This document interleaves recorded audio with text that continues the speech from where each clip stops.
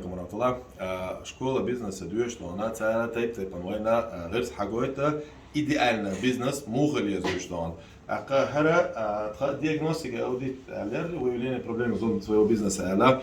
То есть ход я мелдега идеально хайри ахил диешь, что он ход я хдек хайри ахил диешь, что а именно масала европейские организации хуйлез, я митча американских хуйлез, австралийских хуйлез, у них все это расписано, я не знаю четко, как нужно работать. Вот эту систему мы у себя создаем.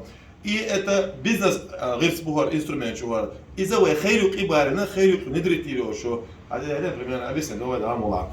Милхумана, что финансовый анализ, финансовый анализ УКА, гирсбухар инструменту. Финансовый анализ резервный фонд, пропорции остатка обязательств компании, ежегодный прирост, соотношение мертвого капитала и живых денег, метод сознания рынка, соотношение постоянной перемены расходов, соотношение управления капитала, ценные бумаги или долговременная инвестиция.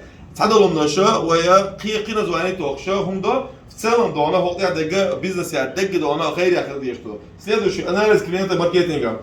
Анализ клиента маркетинга, количество точек контактов, бюджет маркетинга, индекс отклика, окупаемость рекламы, себестоимость одного клиента за привлечение, качество воронки, количество трафика, выявление больших чеков, количество коммуникационных каналов, анализ обратной связи, процентное соотношение лояльных клиентов, анализ маршрута клиента и сегментация рынка.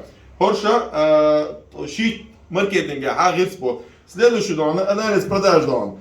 В нашем случае анализ привлечения средств на реализацию благотворительного проекта. Это анализ сегментации рынка, средний чек, повторный закуп, жизненный цикл продукта, ценовая политика, охват доли рынка, оборачиваемость капитала и окупаемость в день до.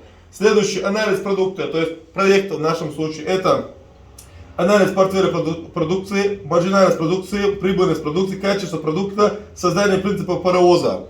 Следующий анализ персонала. Это KPI, планы, мотивационная программа, статистика контроля, качество, квалификация персонала и прибыль на каждого сотрудника. Потом анализ бизнес-процессов. Это структура, организационная структура, карта бизнес-процессов, бизнес-процесс каждого сотрудника, статистика сокращения всех потерь. И последнее, это анализ ресурсов, это эффективный способ управления ресурсами и стоимость источника финансирования, цена денег, скажем.